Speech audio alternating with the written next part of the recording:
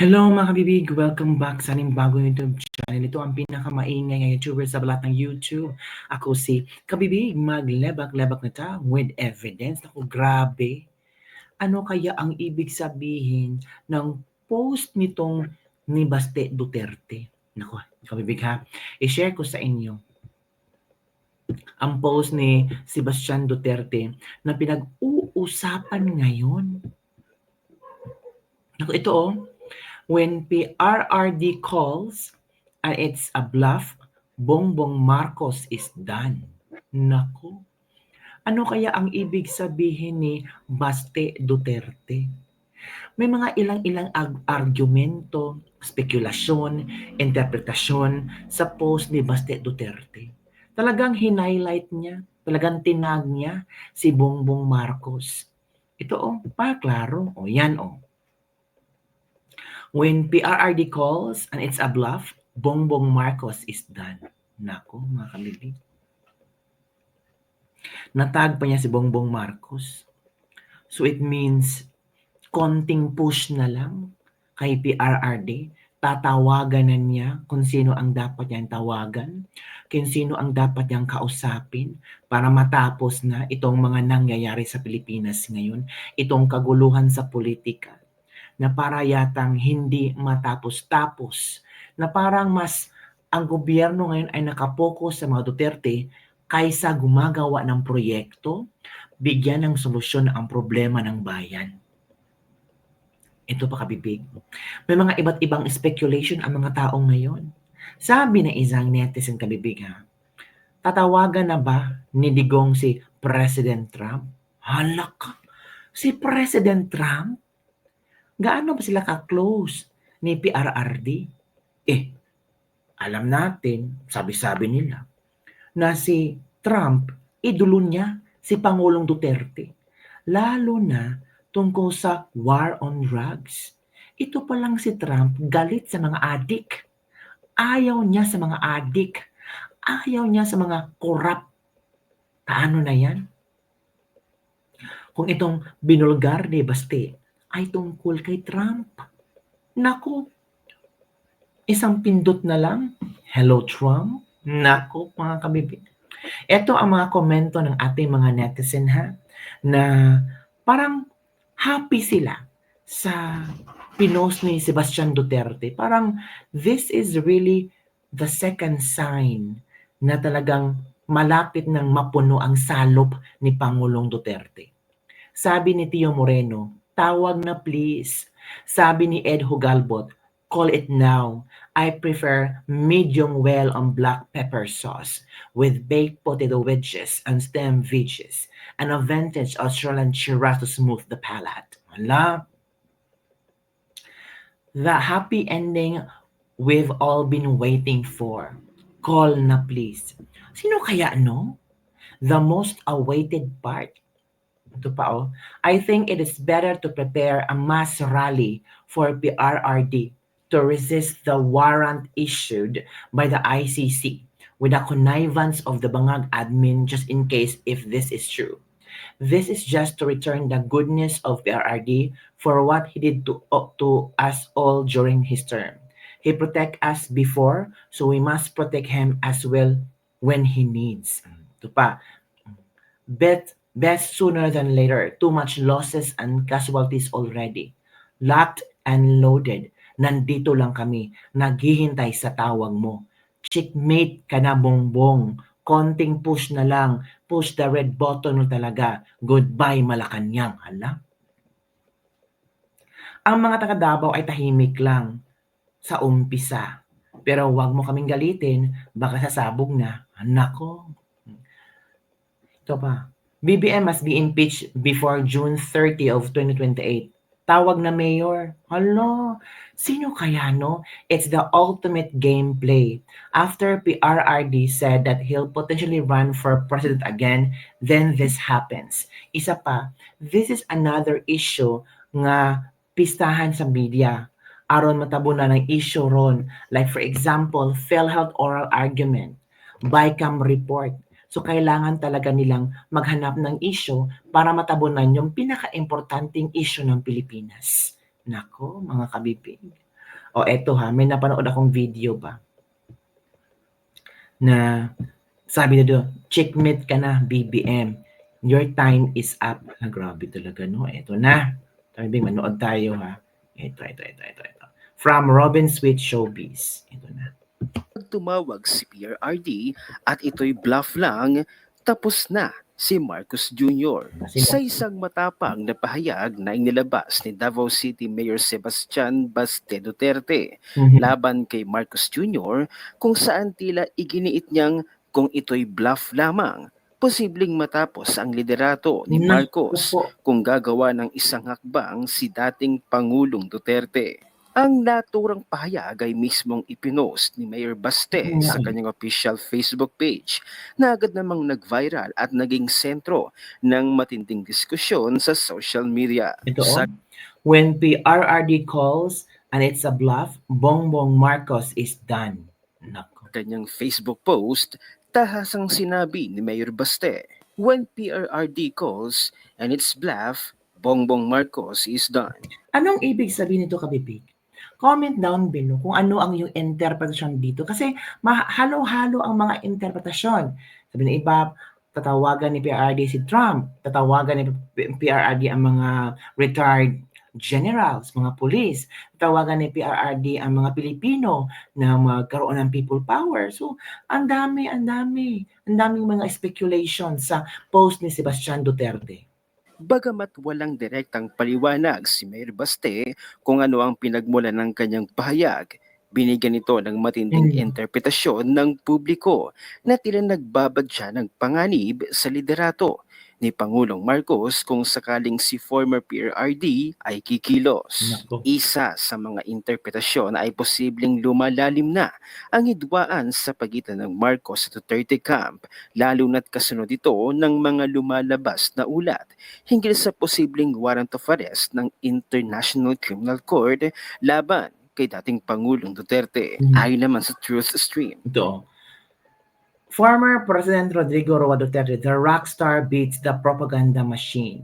When former President Rodrigo Duterte boarded the plane bound for Hong Kong for an event that had been planned months in advance, the real fake news factory and propaganda machine went into overdrive, fabricating stories about supposed looming ICC arrest. Totoo. Totoo po. Nung alam naman ng maraming tao na si PRRD ay pupunta para sa Hong Kong para makikig-meet and greet, pasasalamat pa sa OFW at sinama ang Binibilaban, pero maling interpretasyon ang pinalabas sa media.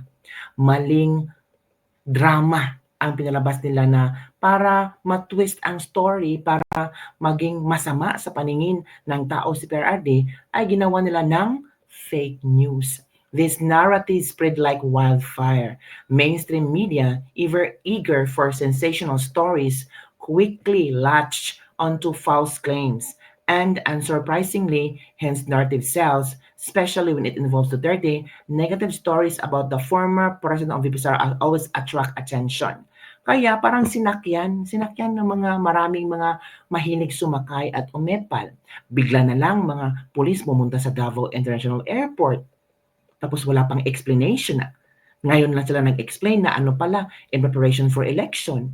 Di ba parang niloloko lang yung tao, ginawang tanga ang tao, pinaglaruan ang mga tao, na para masira ang mga Duterte. Di ba mga kabibig?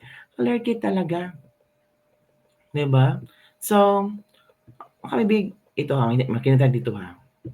Tatapon sa major issue ngayon ng Marcos administration sa kanilang maanumalyang 2025 national budget, maging sa PhilHealth at sa iba pang problema ng bansa. Correct. Narito ang buong video, panoorin natin. Nakakalungkot yung balita, no? Na ang dating Pangulong Duterte ay aarestuhin dahil sa red notice, sa warrant of arrest na inisyu ng ICC for crimes against humanity. OMG, totoo ba to? Ang baba ng price. So yun kabibig. Yun ang pasensya na if meron ng commercial. Pasensya talaga. So, yun nga kabibig. Grabe yung mga istorya-istorya ngayon. Tapos, ewan ko kung hanggang kailan sila gagawa. Ito dapat ang pag-usapan sa TRICOM, di ba? Itong mga fake news na ito. Members of the PNP ang mag-aaresto sa kanya. Mag-i-effect ng arrest according to the report of the Manila Times. Mainstream media yan at may accuracy ang the Manila Times. So nakakalungkot lang isipin that the former commander-in-chief will be arrested by the members of the PNP. So there you go mga kabibig, mga speculation ng mga tao. Davao City, isang matapang na pahayag ang inilabas ni Davao City Mayor Sebastian Duterte laban kay Marcos Jr. kung saan tila iginigiit niyang kung ito'y bluff lamang, posibleng matapos ang liderato ni Marcos kung gagawa ng isang hakbang si dating Pangulong Rodrigo Roa Duterte. Ito pa, bagamat walang direktang paliwanag si Mayor Baste kung ano ang pinagmula ng kanyang pahayag, binigyan ito ng matinding interpretasyon ng publiko.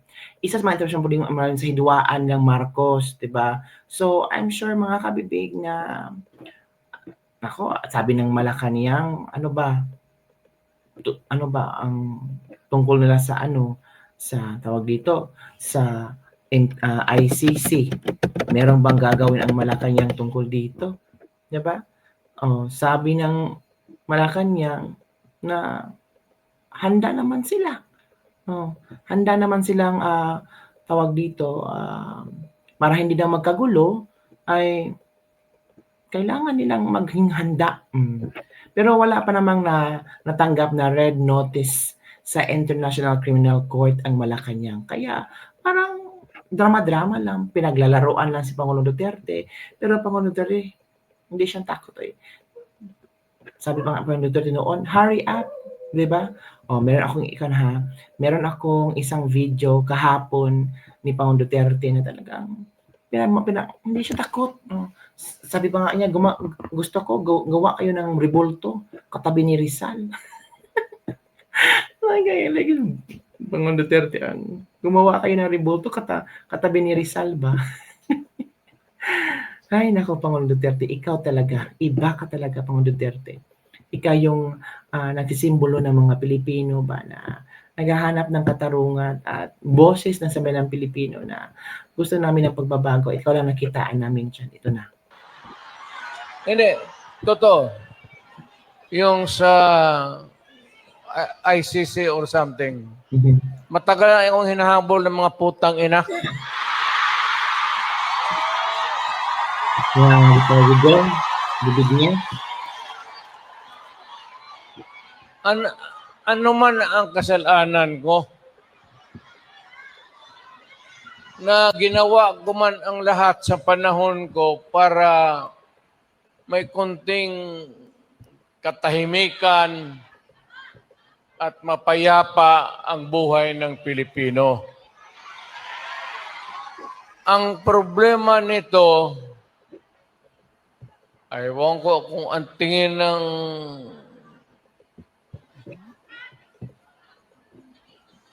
ako raw yung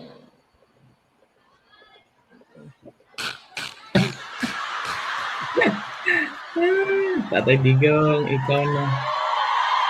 Ikaw na talaga. o ganito na lang. Ganito na lang. O sabi ko, assuming na totoo, Ala. totoo talaga yung naririnig ninyo. Bakit ko ginawa yan? Para sa sarili ko? Para sa pamilya ko? Para sa inyo at ang inyong mga anak sa ating bayan. Kaya ako man, Grabe mga tao. Ayun Chuway, ito ba yung tinatawag mo na mga KOJC pala? Sabi ni Chuwa, no? Hindi daw ito mga OFW, mga KOJC daw ito. ang higiin ko na lang sa inyo, total, kung ganito man talaga ang swerte ko sa buhay, okay lang, tatanggapin ko yan. Wala tayong magawa eh. hulihin tayo kung ikulong tayo. Kaya lang, meantime, mag-contribute kayo, mas kayo $5, $10, para paglabas ko sa presuhan, pagawaan niyo akong monumento katabi ni Rizal. Si Rizal may hawak na libro eh. Ikaw? Akin. So yun po mga kaibigan nating Ladies Libag-Libag for today. Ano kaya ibig sabihin ng post ni Basti Duterte at saludo kami kita Dikong. Yun mga kabibig, bye. Don't forget to like, subscribe, and share this video. Mga OFW, laban lang tayo ha para sa ating buhay. Bye!